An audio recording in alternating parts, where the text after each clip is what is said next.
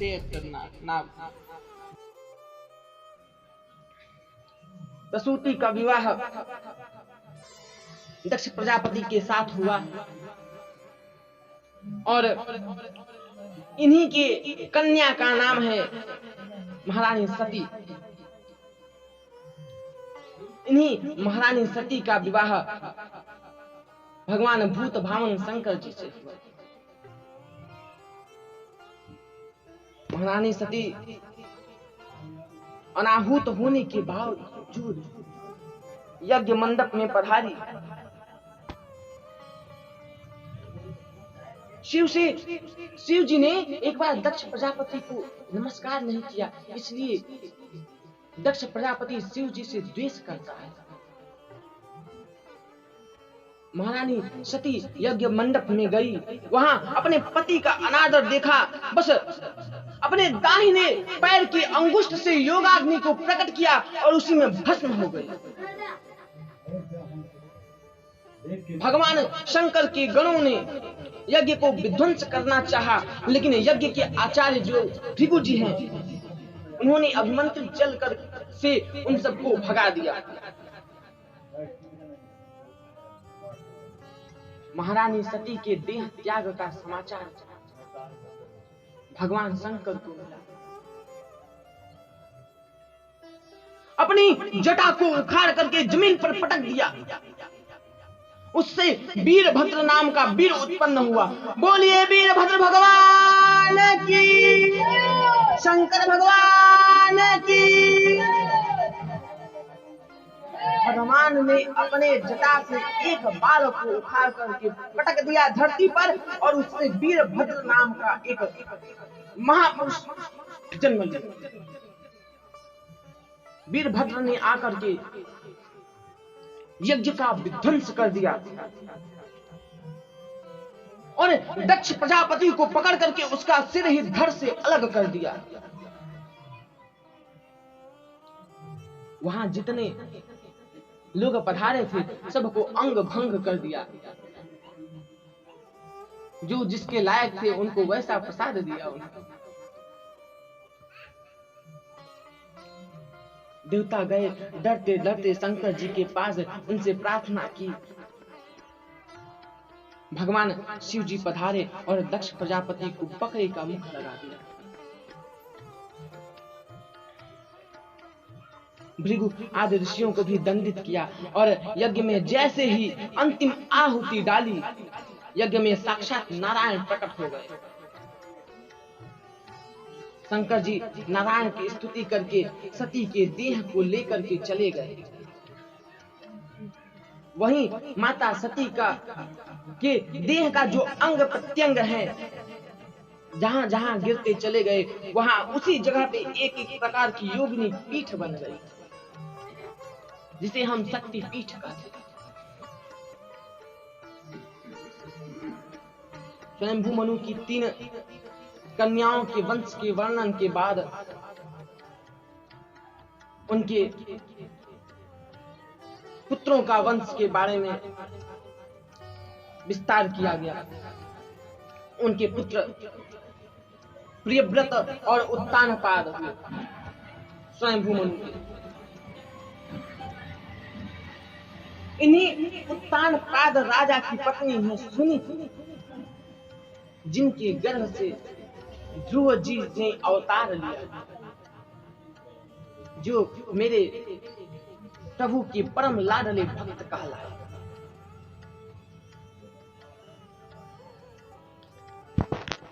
मैत्रेय मुनि से विदुर जी ने पूछा और शुकदेव जी से परीक्षित महाराज ने ये कहा कि ये प्रसंग जो है ये हमें भी सुनाइए, ध्रुव जी का प्रसंग। बोले प्रियव्रत और उत्तानपाद 2 पुत्र हैं। प्रिय यानी अच्छा, व्रत यानी प्रतिज्ञा संकल्प, इसका अच्छा संकल्प हो वो प्रियव्रत, और उत्तानपाद यानी कि जिसका पैर अपने कर्मों के आधार पर ऊंचा स्थापित हो। राजा उत्तानपाद की पत्नी का नाम है सुनीति। न गृहम गृहमित्याहु गृहिणी गृहमुच्यते। जिस घर में स्त्री न हो उस घर को घर नहीं कहते, और जिस घर में नारी का सम्मान नहीं होता, आदर नहीं होता, वहां देवता निवास नहीं करते, भूल कर भी नहीं आते। राजा उत्तानपाद अपनी पत्नी सुनीति का बड़ा सम्मान करते हैं। एक बार राजा किसी सुदूर प्रांत में भ्रमण करने गए और वहां की राजा की पुत्री को देखा जिसका नाम है सुरुचि। राजा का सुरुचि के प्रति आकर्षण हो गया और सुरुचि के साथ गंधर्व विधि से उन्होंने विवाह कर दिया और उसे साथ में लेकर के अपने राज्य में आए। सुरुचि ने घर में प्रवेश करते ही पूछा, ये कौन है? माता सुनीति को देखते ही सुरुचि ने कहा, ये कौन है? राजा बोले, ये मेरी पहली पत्नी है। सुरुचि बोली, ये यदि घर में रहेगी तो मैं इस घर में नहीं रहूंगी। छोटी पत्नी के प्रति इतना आकर्षण था राजा का कि बड़ी पत्नी का त्याग कर दिया उन्होंने। और उस समय माता सुनीति गर्भवती थी। माता सुनीति पर्णकुटी में रहने लगी और वहां उन्होंने एक सुंदर पुत्र को जन्म दिया। उसी का नाम है ध्रुव। होनहार विद्वान की लखत चीत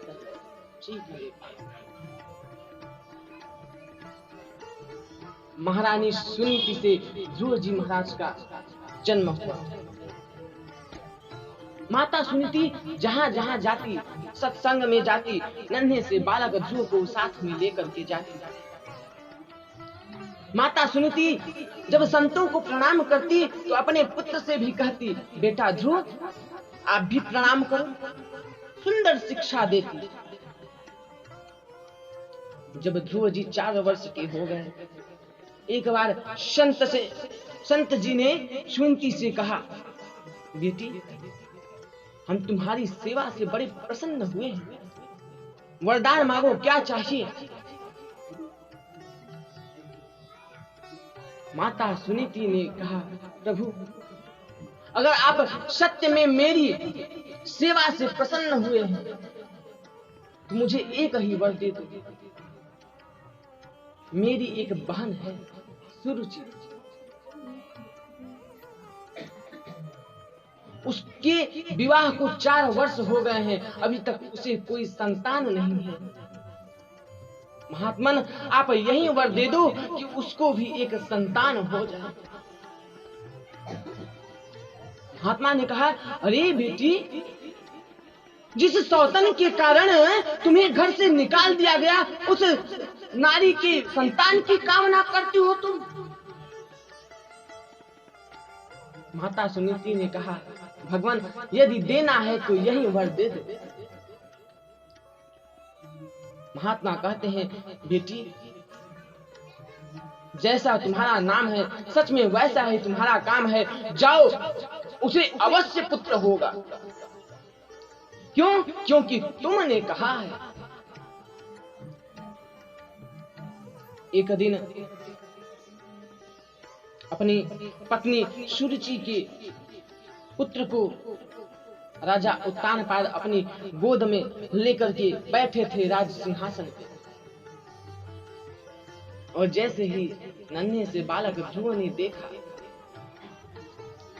तो पिता की गोद में चढ़ने के लिए तैयार हुआ। छोटी मां तब तक आ गई और पीछे से डांट लगाती हैं कि इस मंच पर बैठने का अधिकार तुम्हें नहीं है। छोटा सा नन्हा सा बालक ध्रुव ने पूछा, क्यों? क्या ये मेरे पिता महाराज नहीं है? सुरुचि ने कहा, ये तुम्हारे पिता तो जरूर हैं, लेकिन मैं तुम्हारी मां नहीं हूं। अगर इस गद्दी पे बैठना है तो तुम्हें मेरे गर्भ से जन्म लेना पड़ेगा।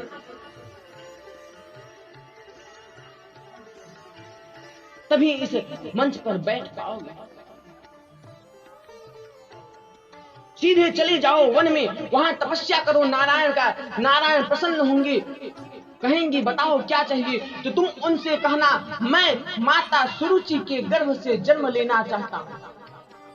जब प्रभु वरदान देंगे तुम मेरे गर्भ से जन्म लोगे, तब जाकर के तुम इस गद्दी के अधिकारी होगे। ऐसा कह दिया नन्हे से बालक ध्रुव से।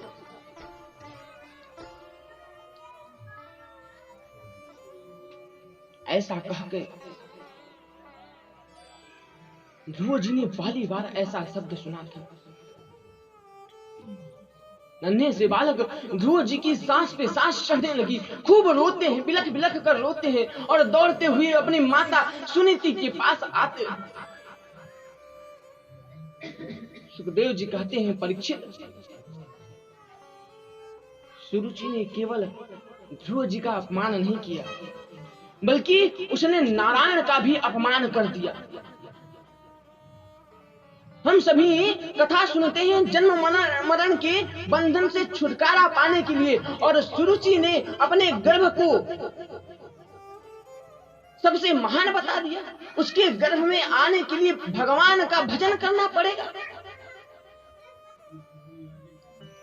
इतना सुंदर बताया गर्भ को। रोते रोते ध्रुव जी आए। मां सुनीति ने दौड़ करके उनको अंक में भर लिया। क्या बात है बेटा, क्यों रोते क्यों हो? ध्रुव ने माता की ओर देखा और कहा मां, क्या मैंने आपके गर्भ से जन्म लेकर के कोई अपराध कर दिया? किन सद्गुणों की वजह से माता सुरुचि ने आपका अपमान किया? वास्तव में माता, मैं यदि आपका पुत्र हूं तो मैं इस बात का बदला अवश्य लूंगा उनसे। एक एक शब्द का बदला लेकर के मानूंगा। माता सुनीति ने ध्रुव जी के मुख को बंद कर दिया। बेटा, कभी किसी के बारे में ऐसा नहीं बोलते, किसी के अमंगल की कामना नहीं करते। माता सुरुचि ने तो तुम्हें नारायण के चरणों में जाने का मार्ग दिखाया है बेटा। उसने क्या ऐसा गलत कह डाला? नन्हे से बालक ध्रुव ने कहा माता, आप भी मुझे वन में जाने को बोलती हो? ठीक है, तो बताओ कहाँ है उनका निवास स्थान, बताओ मुझे। माता सुनीति कहती हैं बेटा, परमात्मा तो सर्वत्र रहते हैं, सभी जगह रहते हैं, बस उनको खोजने का प्रयास करना चाहिए। तुम सीधे वन में चले जाओ। माता सुनीति की बात को सुनकर के ध्रुव जी तुरंत वन की तरफ चल पड़े। लेकिन शास्त्र क्या कहते हैं कि गुरु बिन भव निधि तरई न कोई, गुरु बिन भव निधि तरई न कोई, जो बिरंच शंकर सम होई। बिना गुरु के ज्ञान के कोई इस भवसागर को पार नहीं कर सकता। ध्रुव जी ने सोचा, लेकिन मेरा कोई गुरु तो है नहीं। तभी सामने से नारद जी का पदार्पण हुआ। नारद जी ने नन्हे से बालक ध्रुव को देखा। ध्रुव जी ने नारद जी को प्रणाम किया। नारद जी बोले, वत्स, कौन हो, किसके पुत्र हो, कहाँ जा रहे हो? बोले, हम राजा उत्तानपाद के पुत्र हैं, वन में जा रहे हैं भगवान को खोजने। वन में? अरे बालक, वन में तो हिंसक जानवर रहते हैं, सिंह रहते हैं, पल भर में तुम्हें मार करके खा जाएंगे। जाओ, लौट जाओ। ध्रुव ने कहा, आप कौन हो? बोले, मैं नारद। बोले, मेरी माता तो कहती है कि शेर में भी परमात्मा का वास है। बोले कि अच्छा ठीक है, भोजन कितनी बार करते हो? बोले, जब भूख लगती है तो कर लेते। तो यहाँ कैसे करोगे? बोली, मेरी माँ कहती है कि जब दांत नहीं तब दूध दियो, जब दांत नहीं तब दूध दियो, अब दांत दिए कुछ और भी देगा। जब दांत नहीं थे तो माता के स्तनों में दूध आ गया, अब दांत आ गए हैं, कुछ और भी दे देगा। लेकिन आप नारद नहीं हो सकती। नारद जी ने पूछा, क्यों? बोले, मेरी माता तो कहती है कि नारद जिसको मिल गए उससे परमात्मा से मिला करके मानते हैं, और आप मुझे वापस लौटने को बोलते हो। आप नारद नहीं हो सकते। नारद जी की आंखों में आंसू आ गए। ध्रुव जी को गले लगाया और बोले, बेटा, मैं तो तुम्हारी परीक्षा ले रहा था। तुम वन में जाओ, परंतु तुमने क्या गुरु मंत्र लिया है? बोले, नहीं, गुरु मंत्र तो नहीं लिया, लेकिन आपसे अच्छा गुरु कौन हो सकता है? आप ही मुझे गुरु मंत्र दे दो। और माफ करिएगा, मैंने बहुत कुछ आपको भला बुरा कहा। नारद जी ने ध्रुव जी के कान में गुरु मंत्र दिया और सीधे वन में जाने के लिए बोल दिया। वृंदावन के बगल में गए ध्रुव जी। सुंदर जगह देख करके यमुना जी के में स्नान किया, आचमन किया, और एकांत जगह देखकर वट वृक्ष के नीचे खड़े हो गए और ओम नमो भगवते वासुदेवाय इस मंत्र का जप करने लगे। प्रारंभ के महीने में 3-3 दिन के बाद फल खाते ध्रुव। 4 साल का नन्हा बच्चा। दूसरे महीने में 6-6 दिन के बाद, और तीसरा महीना जब शुरू हुआ, अब तो 9-9 दिन के बाद पानी पी करके रह गया, फल को भी त्याग दिया। चौथे महीने में 12-12 दिन तक केवल वायु पी करके रह गया। ध्रुव जी का जब भजन का 5वां महीना शुरू हुआ, अपने श्वास गति को ही रोक लिया ध्रुव जी ने। धीरे धीरे ब्रह्मरंध्र में जाकर के श्वास उनका रुक गया, प्राण अवरुद्ध हो गया। ध्रुव जी के हृदय में नारायण का प्राकट्य हो गया।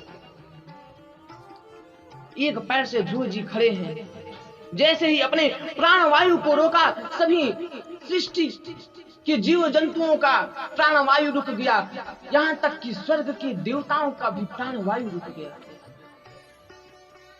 सब देवता घबराए घबराए ब्रह्मा जी के पास गए और बोले, भगवान, हम श्वास नहीं ले पा रहे हैं। ब्रह्मा जी बोले, देवताओं, यही तो स्थिति हमारी भी है। देवताओं को साथ में लेकर के ब्रह्मा जी नारायण के पास गए और विधाता के साथ देवता कहते हैं, हमें बचाइए भगवान, हमारे प्राण अवरुद्ध हो रहे हैं। प्रभु ने कहा, घबराओ ना, एक मेरा नन्हा सा भक्त है, उसने अपने श्वास गति को रोक लिया है। मैं जाऊंगा, उसे दर्शन दूंगा। जब उसका श्वास चलने लगेगा तो आप सब भी श्वास ले पाएंगे। पीछे से इंद्र बोले, तो क्या भगवान हमारे मरने का इंतजार कर रहे हो? जाओ ना जल्दी। जो झांकी ध्रुव जी के हृदय में थी, अब वही झांकी भगवान लेकर के ध्रुव जी के समक्ष उपस्थित हो गए। ध्रुव जी एकदम घबराए, आंख खोल करके देखा, वही नारायण सामने खड़े हैं। बोलिए भक्तवत्सल भगवान की। भगवान चतुर्भुज धारण करके नन्हे से बालक ध्रुव जी के सामने खड़े हैं। जैसे ही प्रभु का दर्शन हुआ, सभी का प्राण संचलित हो गया। अब भगवान ध्रुव को देख रहे हैं, ध्रुव भगवान को देख रहे हैं। ध्रुव बोलना तो चाहते हैं लेकिन बोल नहीं पा रहे हैं। जब भगवान ध्रुव को देख करके मुस्कुराए तो ध्रुव जी भी भगवान को देख करके मुस्कुराए।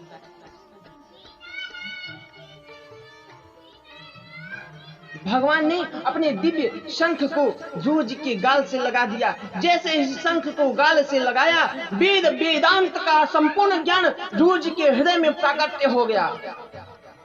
मूकं करोति वाचालम पंगुम लंघयते गिरिम यत्कृपातमहं वन्दे परमानंद माधवम्। ध्रुव जी ने बड़ी सुंदर स्तुति की भगवान की। कहते हैं योऽन्तः प्रविश्य मम वाचमिमां प्रसुप्तां संजीवयत्यखिल शक्तिधरः स्वधाम्ना अन्यास्य हस्तचरणसमर्तागादीन् प्राणान्नमो भगवते पुरुषाय तुभ्यम्। भगवान, मेरी सोई हुई वाणी को आपने आज जगा दिया। आपके चरणों में बार बार वंदना करता हूँ। आज मैं धन्य हो गया। आपसे एक आशीर्वाद चाहता हूँ, आपके और संतों के चरणों में मेरी प्रीति हो जाए, मेरी भक्ति उत्तरोत्तर वृद्धि हो भक्ति की। प्रभु ने देखा भक्ति मांग रहा है। आया था राजगद्दी के लिए लेकिन भक्ति मांगता है। भगवान बोले भक्ति तो तुम्हें अनायास ही प्राप्त हो गई है। अभी तुम घर जाओ, राज्य को भोगो, प्रशासन संभालो। ध्रुव जी लौट करके घर आ रहे हैं। माता पिता को जैसे ही पता चला हमारा पुत्र ध्रुव आ रहा है, पिता ने रथ सजवाया। ध्रुव ने कहा अब रथ पे बैठने की आकांक्षा नहीं। ध्रुव जी ने जैसे ही महल में प्रवेश किया तो जा पर कृपा राम की होई, जा पर कृपा राम की होई, ता पर कृपा करहि सब कोई। जिस पर भगवान ने स्वयं कृपा कर दिया उस पे तो सारे संसार जन मोहित हो जाते हैं। ध्रुव जी ने सर्वप्रथम अपनी सौतेली माँ सुरुचि को प्रणाम किया और बोले माँ, यदि आप दुर्वचन नहीं कहती तो आपकी कड़वे वचन मुझे नहीं लगती तो मुझे आज नारायण की प्राप्ति नहीं होती। उसके बाद ध्रुव ने अपने पिता के चरणों में प्रणाम किया। माता सुनीति के चरणों में गिरकर ध्रुव रोने लगे और कहने लगे माँ, आप जैसी माता परमात्मा सबको दे। राजा उत्तानपाद ध्रुव जी को अंक में भर करके कहते हैं बेटा, अब जीवन का कोई भरोसा नहीं है। अब तो वन में जाकर के भजन करने का जी करता है। और ध्रुव जी को राजगद्दी पर बैठा करके राजा उत्तानपाद वन की ओर चले गए। ध्रुव जी राजा बन गए।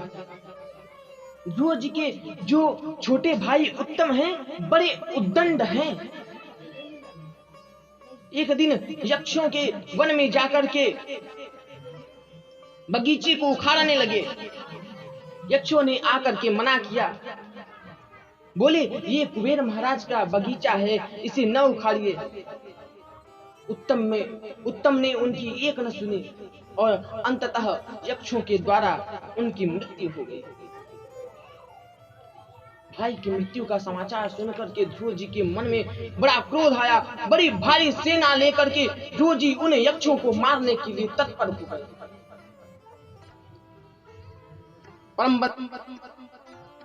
स्वयंभू मनु जो ध्रुव जी के बाबा हैं वहां पधारे और ध्रुव जी को सुंदर उपदेश दिया। बेटा, जिस मार्ग पे तुम चल रहे हो ना, ये भगवान के भक्त का मार्ग नहीं। उस उद्दंड भाई के लिए तुम निरपराध यक्षों को मारना चाहते हो, ये कहां का धर्म है? अरे बेटा, करुणावान होना चाहिए।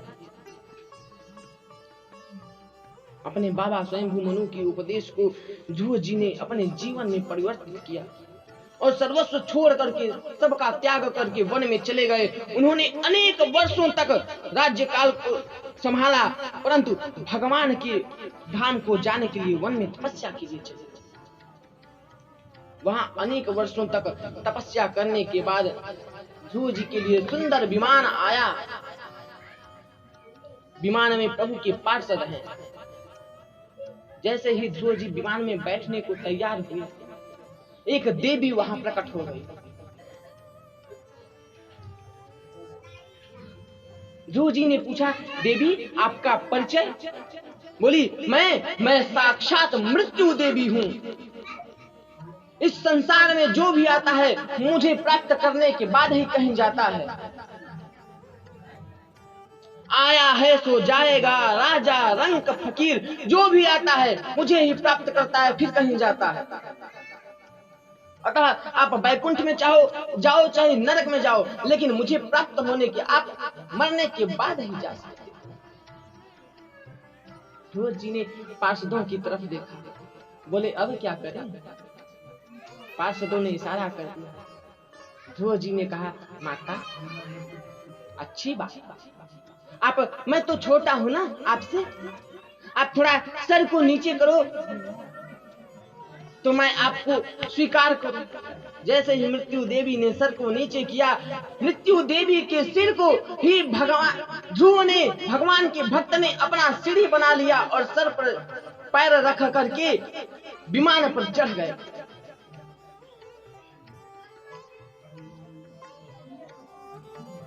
ध्रुव जी विमान में बैठ गए। ध्रुव जी ने मृत्यु पर विजय प्राप्त कर ली। सुखदेव जी कहते हैं, राजन, ध्रुव जी के पुत्र उत्कल हैं। उत्कल के अंग और अंग के पुत्र वेन कहलाए। अंग महाराज के पुत्र जो हैं वो वेन हैं। बड़ा उद्दंड है, अभिमानी है, संतों का अपराध करता है। देवताओं के, वेदों के, गौ ब्राह्मणों के प्रति जिसके मन में द्वेष है, वह व्यक्ति शीघ्र नष्ट हो जाता है। बेन को संतों ने बड़ा समझाया, बेन नहीं माना तो उसकी श्राप से मृत्यु हो गई और मंत्रों के शक्ति से बेन के शरीर से संतों ने परमात्मा को प्रकट किया। उनका नाम है पृथु महाराज।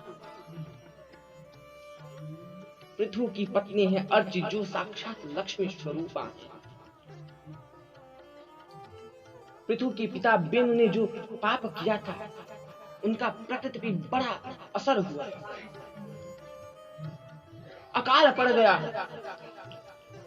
लोग जितना अन्न बोते उसका आधा भी प्राप्त न होता। एक दिन पृथु के मन में बड़ा क्रोध आया और पृथ्वी को मारने के लिए दौड़ पड़े। पृथ्वी ने गौ का रूप धारण किया और गौ के रूप में पृथ्वी को देख करके पृथु महाराज रुक गए। पृथ्वी रूपी गाय ने कहा, महाराज आप मुझे मार भी दोगे तो क्या हो जाएगा?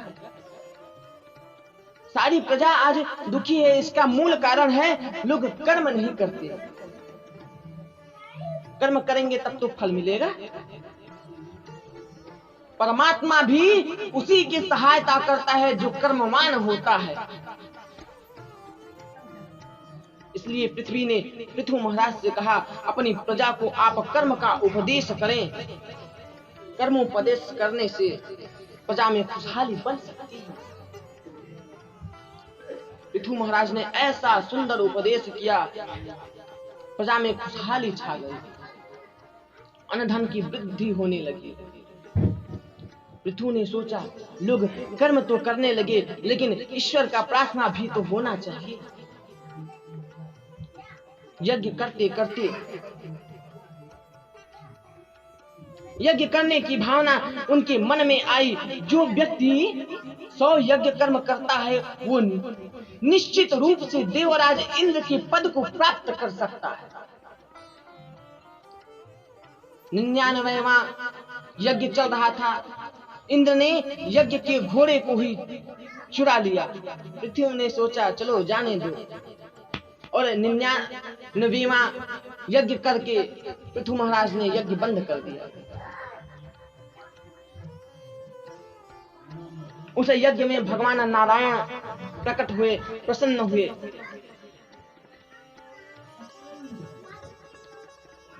पृथु महाराज से बोले आप वरदान मांगो। बोले मांगता तो वो है प्रभु जिसके पास कुछ न हो, मेरे पास तो सब कुछ है, लेकिन अगर देना है तो एक ही वर दे दो, मेरी सत्संग में रुचि हो जाए। प्रभु ने उन्हें दिव्य शक्ति दिया। इंद्र ने अपनी पुत्री का विवाह पृथु महाराज से कर दिया और उन्हें एक सुंदर विद्या सिखाई, उसी का नाम है अंतर्ध्यान।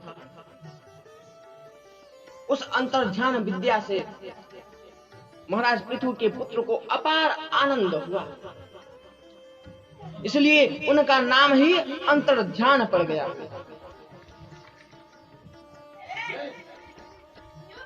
पृथु के यज्ञ मंडप में आज सनकादिक ऋषि सनक सनंदन सनातन संत कुमारों का पदार्पण हुआ। महात्मा पृथु के पुत्र अंतर्ध्यान के पुत्र हैं हविर्ध्यान के पुत्र हैं प्राचीन ब्रह्म। बोलिए वृंदावन बिहारी लाल की।